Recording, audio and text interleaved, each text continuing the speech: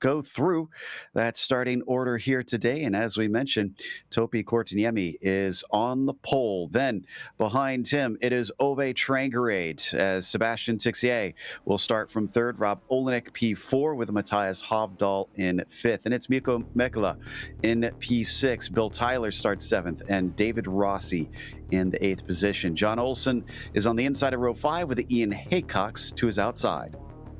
Robert Plumley will be starting from 11th place ahead of Billy Bob Wright starting 12th. Nolan Smith, the number 35 on his car by nice qualifying in 13th ahead of Jari Wickstrom. David Presley will be starting 15th ahead of Richard Spretzbuehler. Richard Jarland will be starting 17th ahead of Miro Hazaski in 18th place and Lars Olsen. And Michael Grissinger will be rounding out your top 20. Matthew Maudsley starts from 21st as Hideki Koivisto will be 22nd. P23 goes to Steve O'Malley. You've got Andrew Ang to his outside. Don Good starts in the quarter century mark. Andrea Juteau in 26th. Sandro Scary will be in the 27th. Tom Doy in 28th. Last driver to set a time. Then it's Sanchez 29th and Bentley 30th. Everybody from here on down have no lap times. So it's Broomer, Alexander, Miller, Holland, Weir, Reynolds, and Luca to complete your 37 car field here today. Hope the drivers are ready for a lot of action with just how many we have taking to the start. In fact, we only need a couple more of them to plop themselves on the grid, and we should be good to go. And you can see they go all the way around through club here for the standing start. That cannot be fun for those at the very back of the grid. And about 10 more seconds, we are out of time for anybody to grid up. So I believe we're going to get a number of them starting from pit lane. I don't blame them, hoping to maybe potentially avoid a bit of chaos. And it looks like the engines are starting to rev as the lights are up. Green flag is out, and Kortaniemi is off the line in a horrendous way. Ove Trangerade, who's inside. We've got a big wreck in the back in the midfield, so everybody behind having to take avoiding action. We'll get back to that in a little bit. But up at the front, Kortaniemi recovers in the second phase. Now it's a battle for second between Trangerade and Tixier down into Village. The battle continues as it switches back and forth. Tixier now on the outside, being threatened by Olenek in a spin. Olenek gets held up by Trangerade, and cars have to scatter for the second time.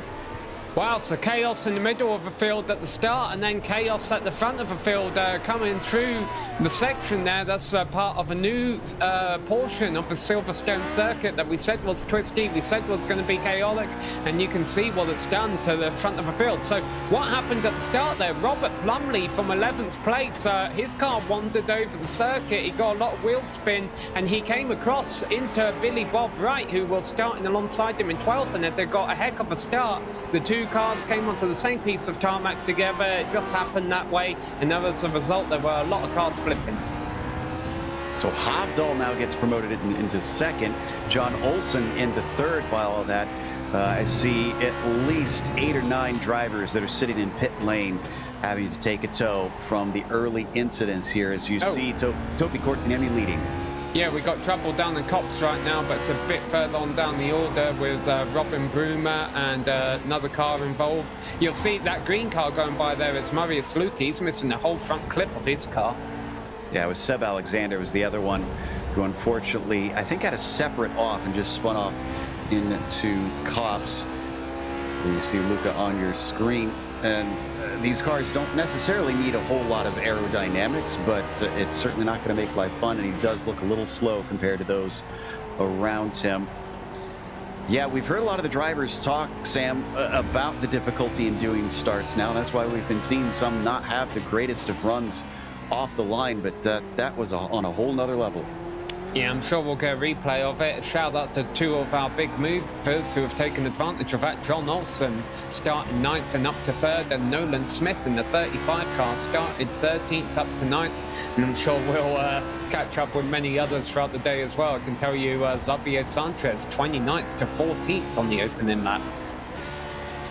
In comparison, just behind him, 16th, Tixier from 3rd down to 16th, unfortunately. And it looks like things may have calmed down a little bit. I think we've got time to look at the replay of that start. I wonder if we could get an above view just so that we can try and sort out what exactly happened here. Yeah, so starting from 11th place, Plumley comes across the track, and Billy Bob Wright had just got a great start, and he was already there alongside him, and you can see the track quickly gets clogged up, and yeah, good thing this is virtual. Somehow the 16 removing himself from the track in an unusual way. And here's another perspective on it. Yeah, just a wider shot. And so many drivers, they were checking up, trying to do the right thing, but sometimes you just can't tell what's going on in front of you, Sam. Yeah, I mean, we've had these massive fields all season long. It's part of the appeal, the intrigue of the series is how large these fields are, and most of the time we get away okay with just 3 or 4 cars involved in an incident. I know at the start of the season at the Red Bull Ring we had a pretty big one in the first corner, but that's a Red Bull Ring. I think that's kind of part of that circuit's DNA. But this time, yeah, just not as fortunate. Any drivers who did opt to start from the pits looked like geniuses this time around. So let's see, Ove Trantre and Sebastian Trixier dropped to 15th and 16th after their incident, and I don't see Trixier, but Ove has only made it back up to 14th, so it's, they've got a ways to go, but a lot of work to do as well. Yeah, Tranqueray just overtook Grissinger this time by, yeah, Tixier is just down in 16th behind him, trying to follow him through. Going to be a lot of work to do, and already some slicing and dicing here in the mid-pack. Sanchez trying to attack on Presley, but nothing doing. Can he cut back potentially through the loop? He's going to attempt it, but the wheel spin will scupper those opportunities through Aintree, not quite flat out in these cars. And now it's the long run down the Wellington Straight. And so this is kind of in the second pack of cars we have going on. There's there's a big pack of cars ahead of these guys too, and in that, Rob Olyanek has just made a move up into 7th place ahead of Mikko Mikhail. So right now, Toby Cortinemi obviously is a big win out of all of us. He has 4 seconds over the whole field. Then we've got a train of cars from 2nd back to about 8th, I would say, and then this pack of cars that we've been watching from about 10th on back, like, as well. And on screen we saw Sanchez manage to overtake Grissinger as we come through the Maggots and Beckett sequence. This is Tyler chasing Olsen in the 8 car for 3rd place, and David Rossi in there as well. Rossi leading the AM championship, the F2 championship. This is going to be a huge haul of points. Yes, well, it's not over yet, but as things stand right now. So it looks like we've still got 33 cars on the lead lap and in contention after all that, which honestly is more than I would have anticipated given the amount of cars we saw flipping at the start. As we watch this, there's a nice battle going on around 12th place between Ove Trantre and David Presley right now.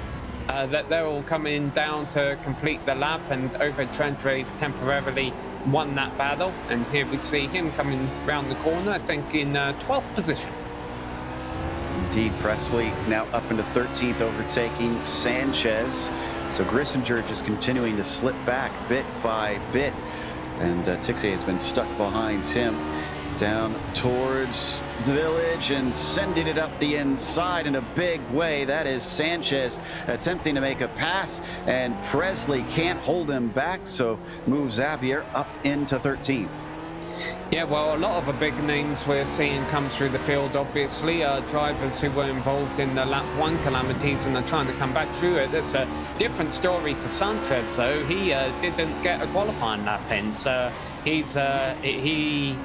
this is, I guess, has been his game plan all along, unless, of course, he just ran off during both of his qualifying attempts. And so far, it's working out for him. He's in a bit of a battle now, but he's gone from 29th to 13th, so definitely going in the right direction. Meanwhile, the battle for 6 has really been heating up this lap as well, between Ian Haycox, Rob Olyanek and Mikko Mikhail. They're having a bit of a scrap going on, and that might get interesting here as we get to the Hannah Straight. Rob at one time facing the wrong direction here and has managed to get back into 7th as he chases Haycox. Let's see whether or not he can put one over on the Brit down the hanger straight. He's following in the slipstream and looking down to the inside. He's got a small overlap. They hit the binders up and over the little crest, the blind crest in this turn, and he is through.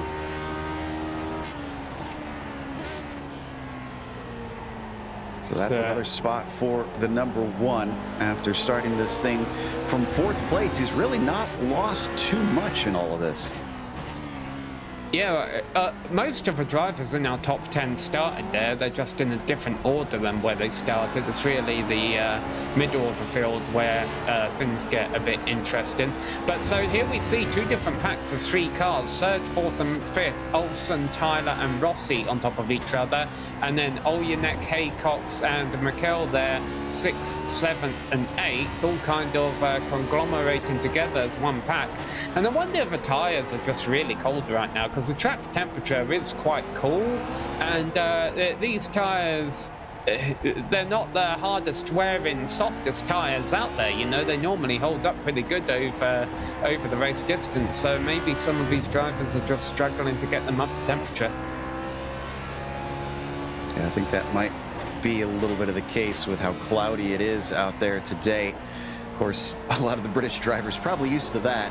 As we come around through Woodcut and onto the old pitch straight at the front of this group. Olsen starting to pull away a little bit, but it's staying tight behind them. The green car of Ian Haycox makes a little bit of a mistake, and Mikko, the Finn, finds himself with a potential opportunity, but it's not a long enough stretch down to the Maggots-Beckett sequence. And as we watch all this, now that the timing's been able to update, you can see 29 cars are actually still left in the race. So we have, it looks like 7 or 8 cars that were all taken out in that opening lap incident. Fortunately, it's been kind of clean since then, but we still have a lot of battles and a long way to go, so the drivers have got to stay on their toes if they still want to make it to the end in one piece. Remember, no free repairs. Back up to the front of it, and Olsen has a gap of about half a second over Bill Tyler. This has got to be an extremely tough track to drive in this car, simply because I noticed there's a lot of acceleration zones where the track is just forcing you to curve and try to put the throttle down. I wouldn't think that'd be all that fun, this car trying to do. Well, one driver who's definitely not having a fun time right now is Sebastian Tixier. We were talking about some drivers who had bad starts, and obviously Sebastian was one of those. And qualifying 3rd, racing the number 7 car, you would think he'd be making a nice go through the field. But here he is, still mired back in 13th position. I think the lowest he fell was 16th, so not exactly charging his way back up through the midfield here. I wonder if he's dealing with a little bit of damage. He just overtook Wickstrom there that you see behind him now, and I think that was into Abbey. So got that one done, and I believe Olyanek got by Haycox just recently up into 5th. That, or it was Haycox and Rossi that I was seeing switching positions. There you see the 7 around and through Luffield, long hairpin right-hander, and taken off for a battle just in front of him. That's Sanchez and Olsen that he sees very tight together. Yeah, so all different battles going on from about 3rd back to 15th or so here. Like I say, that pack, it's still Olyanek in 6th place ahead of Haycox in 7th. Rossi, Olyanek 5th, Haycox in 6th. Rossi has faded back to 7th. So that's what's been going on in the pack, up a bit ahead of what we're watching right now. But here we come, they're all coming down onto the front straight. So we can tell you, David Rossi is really not had a good lap. He's gone back from 5th to 8th now. As we watch a battle going into Stowe, looks like these two will get through cleanly. Yep, Sanchez took a look on the inside of Olsen, but was not able to make the pass. Yeah, and Rossi just lost one to Nico Mekala in the number 12 car. So down to 8th now for David Rossi. Out through club, Olsen dealing with the pressure well, especially with how much... oh, did we lose Rob Olenek? Something happened to Rob Olenek, and I'm not sure what.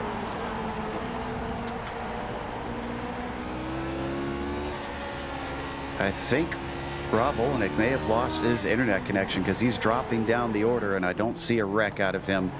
So we'll keep an eye out to see if he completely loses connections. That will be utter disappointment for the current champion, as Laust Olsen now overtaken by Sanchez, who managed to get by, and already Tixier has decided to take advantage of the rattled number 10 car and slips up the inside into Brooklands.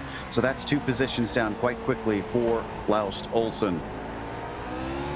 Yes, all these drivers will be getting bumped up a position, of course, with the disappearance of Rob Olenek. And that's good news for Tixier. Not for Tixier, for Sanchez. Started back in 29th place, and now he's up into top 10. Confirmation Rob Olenek has lost the connection there. He can still rejoin, for those unfamiliar with iRacing, and try to finish the race, but he will be multiple laps down by the time he's back in, no doubt. Look how close this is here on your screen. Tixier now rocking up to the back of Sanchez. We wonder if Sebastian was listening to the broadcast, because suddenly it seems like he has come alive, and in fact he's gonna get that next spot, out accelerating out of Chapel, and Sanchez doesn't defend. Yes, very late on the brakes there for Laust Olsen, but he's still able to make the corner. And Jari Wickstrom doing a nice job, kind of just hanging out there. He qualified 14th and he's running 13th right now, but just quietly hanging out. And Robert Plumley, who triggered that opening lap carnage from 11th on the grid, and Wickstrom started 14th right behind him. So nice job getting around all that. Sometimes it plays to be safe and patient. Wickstrom going a little wide there through Abbey, but keeps it on the racing surface, thankfully. Ahead of all this, I know we haven't mentioned him in a while. He hasn't had a whole lot going on, is Topi Kortniemi in the number 3. He put it on pole and is looking to make it back-to-back after that first win. There you see him on screen now. Yeah, I haven't mentioned him a whole lot because you can see the gap to second place has been 7 seconds ever since the opening lap shenanigans. He was being able to open up a gap, and we're not even halfway through this race yet. I know it says only 9 laps left to go, but remember this is quite a large circuit, so there's still a lot of racing left. But right now it looks like Topi's just going to continue to extend that lead. Shouldn't have to worry about a whole lot of lap traffic given how large the circuit is. Well, and we've lost a few people along the way too, as we watch the battle for third on screen, as Bill Tyler is not afraid to get right up to the gearbox, nearly sticking his nose into the rear of John Olsen.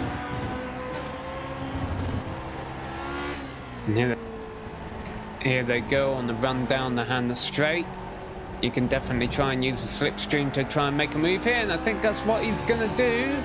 A little too late there. It wasn't going to happen this time around, but again, a long time still to go. Absolutely. So Rossi lost another position as Ove Trangrade's climb back forward gives him 7th place, by the way. In the background, I think you can just catch a glance of him there. And on the main straight once again for the battle for P3.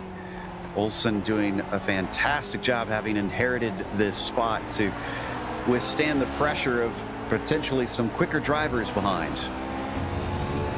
Yeah, this is almost kind of reminds me of a race that I would do out of David Rossi here, which might not necessarily be as a compliment, because I'm saying he's kind of just backing out of battles, which is typically what I do in like endurance races and all that.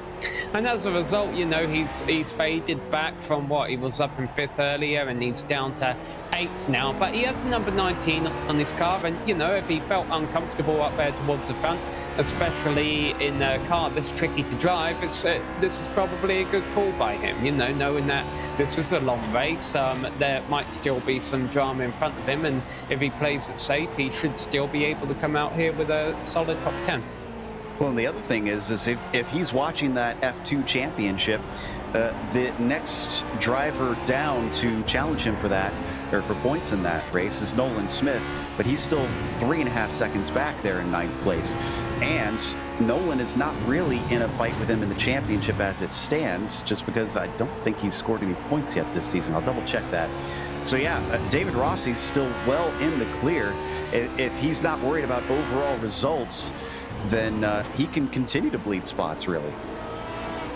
So we had a lot of battles going on from about 5th to 15th a little while ago. Things have broken up a little bit, but this is one of the, well, as I say that, the battle for 3rd place kind of moves a little bit.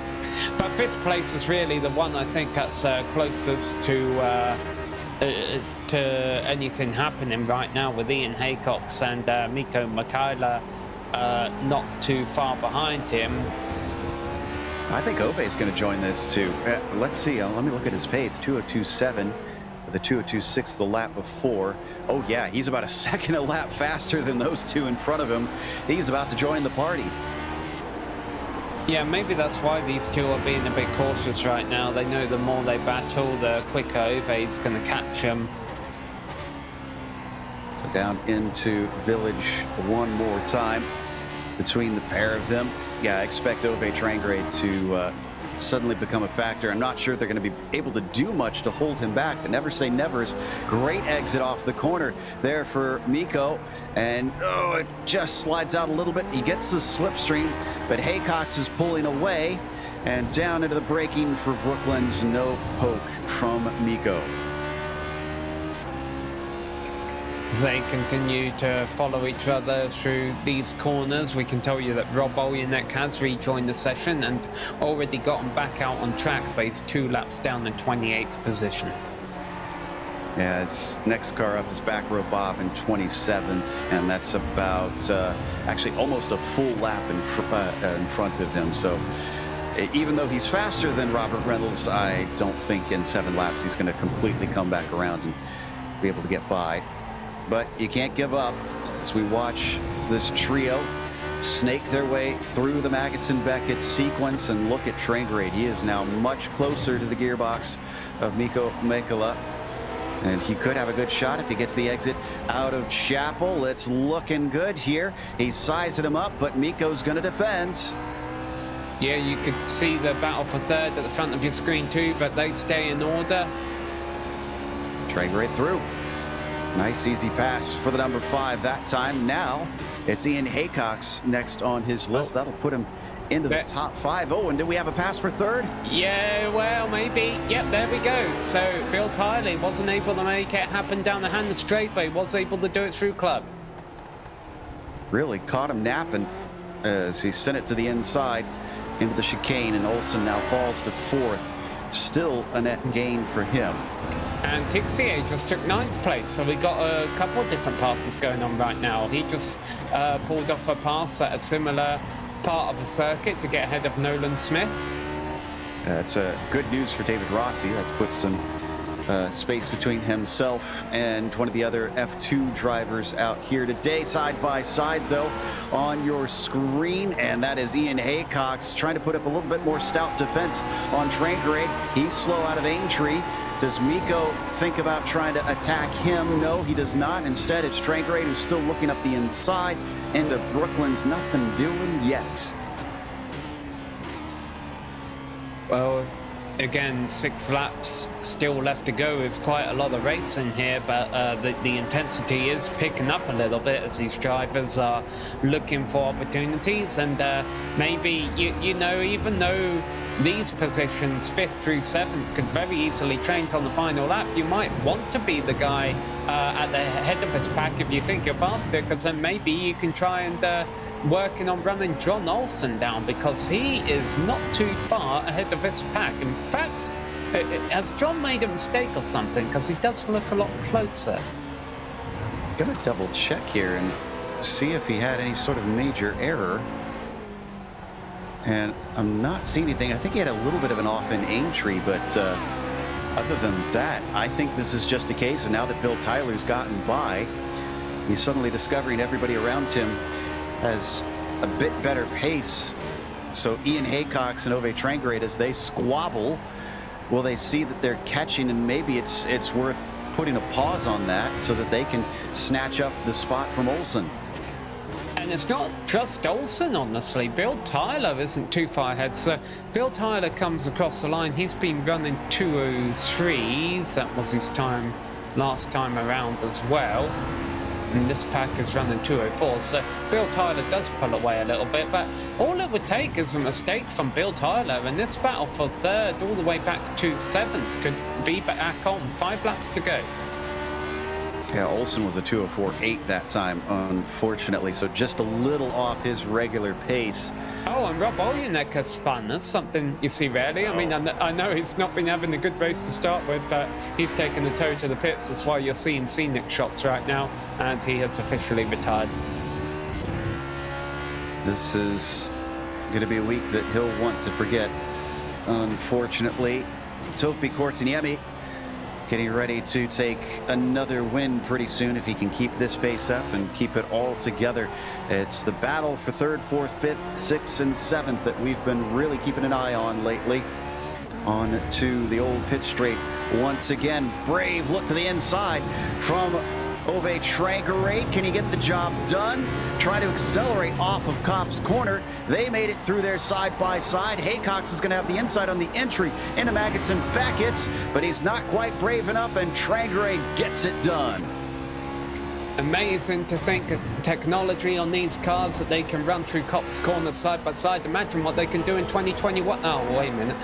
Here we go, down, back onto the Hannah Straight with Trangrade ahead of Haycox and McKaylee. The train is going to be working all together here, but it looks like they're spread out enough that they'll hold in single file this time around. Yeah, behind it all, I'm impressed with Miko really giving chase on that one. I can report that Nolan Sanchez, you can see in the background, a little bit of a fight with, or Xavier Sanchez with Nolan Smith, excuse me, we had a little bit of combination driver there. And actually that is going to swap positions, maybe. No, Sanchez still not gutsy enough to be able to overtake the 35. Yeah, you got to start to wonder here, why does Nolan Smith have number 35 on his car? You say, is this the first time you've seen him out here, Joe? Is he a new name to iRacing? Because it definitely seems he has the talent to have a number higher than the 35. You know, I'm not entirely sure. I feel like I've seen his name before, but it may have been a while. Yeah, his I rating is still at 11K. Or 1.1K rather, not 11K. I'm going to say, yeah. Sanchez is having a rough time with it. Yeah, I think this is going to be a massive I rating haul for the 35 for sure. He's doing a brilliant job. He's not given an easy time to Sanchez, who himself is no slouch at a 4,000 I rating. Yeah, and this is normally, if I was in Xavier Sanchez's position, I'd be thinking, oh, this guy, because this happens on iRacing, I think. I'm sure I'm not the only person who does this. You're up behind a car that has a number 30 or something on it. You're like, I don't need to fight them too hard. I just need to follow them. They'll make a stupid mistake eventually. Nolan hasn't done that. He's lost a position here and there that we've seen. Tixier got by him, but Sanchez is been having a hell of a time, and he's only got 4 laps to go, which means Nolan has all the more impetus to fight as hard as he can to get a top 10 here today. Yeah, we're running out of laps. Now, the nice news, obviously, for Nolan, if he does lose this position and loses that top 10, is he's got a nice little gap before his next challenger. But as you say, I think he intends to hold on to this top 10. He fights once again into Stowe, but Sanchez gets a good exit, and he doesn't cover the inside, leaves it open. Last time that worked out for Nolan, and this time can he once again repeat the feat? No, a cutback from Sanchez, looking underneath and chopped off at the final apex of Club. This is a brilliant bit of defense from Smith. Yeah, and entering the last 3 laps, so still got quite a lot of time to hold this off. By the way, you might have heard the pit siren going off as these cars went around. That was Tom Doy, a lapped car, I think it was, coming into the pits for a drive-through just to get out of the way of leaders. Continuing to go wheel to wheel Nolan Smith has earned his stripes today. However this winds up, I am utterly gobsmacked at what we're seeing from this 35 machine. Sanchez gets another shot at it. If he can send it in deep, down into the left-hander of Brooklands, and still nothing doing. A little slide, though, from Nolan Smith. Are we finally seeing cracks out of him? I just hope he doesn't throw it all away. Maybe, maybe he's here and he's not concerned about points or finishing. Maybe this is a top 10 or nothing kind of drive from him. So far, he's doing a heck of a job to hold on to it. By the way, while all this has been going on, Ove Trantre has taken 4th place from John Olsen. And now he's trying to chase down Tyler. So Ove actually has a podium potentially on his hands, but we'll get to that if that starts to get closer. In the meantime, this is really where the action is in our front runners. And is he sizing him up? Sanchez looks like he tries to square off Maggots and into Chapel. That gives him a much better run, but he's once again going to be forced around the outside. Let's see if he can try and pull it off, because obviously if he holds it around here on the outside, and it does have Smith clear, and that might be, well, let's see if Nolan tries to fight back here, because again, Club is another potential passing opportunity, and this time Zabi is ahead, but it does not necessarily mean it's over. As they come across the line, there'll be 2 laps left to go. And if Nolan Smith is able to stick with him, he'll be able to use the slipstream down the hand straight next time and see if he can make the move. And Nolan made a real workout out of that. Just had him muscle his way by. So down to 11th, and the long way around. Sanchez eventually getting it done through Stowe. We are 2 laps to go now, and just behind them, even more fun. This time it is Wickstrom and Olsen. Yeah, Olsen has moved up through the field. He started 19th and is up to 12th. Wickstrom quite close to where he is. We would give a shout out to the biggest mover, but we've already done that a few times today. It is Zabi Sanchez. I guess we could give a shout out to Robin Brumer too, 31st to 16th.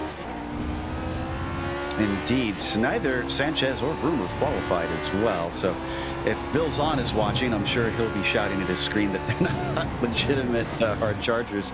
And now we have the battle for 3rd starting to come alive. Bill Tyler has mirrors full of Ove Trangrade.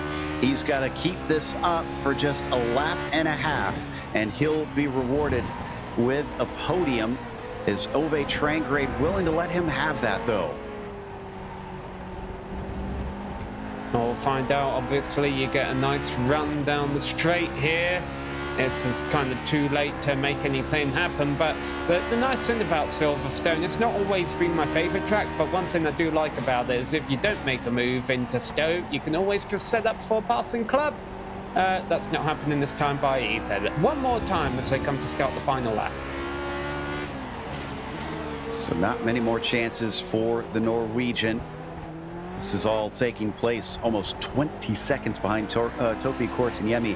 And a little look to the inside, coming down into Abbey. Can he get this done? Side by side through the quick right-hander. It switches back left and really carrying the speed. Ove Trangrade gets his car well ahead, but he's shallow into the corner. Bill Tyler tries to fight back. He'll take it all the way into the loop now. And he still has his nose fully alongside up through Aintree. It's a drag race, but it looks like the long way through the corner cuts too much into Ove Trangrade onto the Wellington straight. He tries to come back at him. Breaks deep into Brooklands. Still can't. Oh, and John Olsen gets turned behind them. John Olsen has been turned around. Oh, no. Ian Haycock's trying to come back on the track after he got unsettled by that, and Mikko Mikkola finds himself with a potential spot, but he can't get there in time. It's all going crazy here on the final lap. Yeah, well, what happened is John Olsen saw the opportunity to get involved with the battle ahead. He got too much wheel spin out of the previous turn, and Ian Haycox tried to take advantage by making a move down at the Wellington Straight and got into the back of Olsen. So that's all that happened there. And all that means, of course, is that Ove Trantere and Bill Tyler are unchallenged right now for third and fourth. Now, we need to keep an eye on Topi because he's so far ahead. He's actually coming to finish and win the race right now, but we're also watching this battle for third. One more time down the Hannah Straight. And now we got to go to Topi Korteniemi as he comes out of club. Victory for the number 3 for the second race of the row will extend his points lead. Hovdahl looks like he's going to get a clear second as Bill Tyler has been able to hold off Trangrade, who's off course. And I think he's blown the engine. He got on the grass on the entry. My guess is he's using the stick shift, full clutch and everything. He was probably caught all out of sorts when that happened. But look at this. Look at this. This is Haycox and Makela trying to fight for the spot. And here comes the likes of Tixier suddenly getting in it, but he can't get the spot. Haycox gets 4th, Makela 5th, and Tixier 6th. And Olsen comes across the line ahead of Rossi, ahead of Sanchez and Smith. Does get his top 10 after all, after Ove Trantere. I don't know if we can get an onboard of him going into Hannah, but I think, sorry, going into Stowe down the Hannah Straight. But I think what happened is he got on the grass under braking. That probably threw him out of rhythm and everything, and I'm guessing he just got his shifting wrong.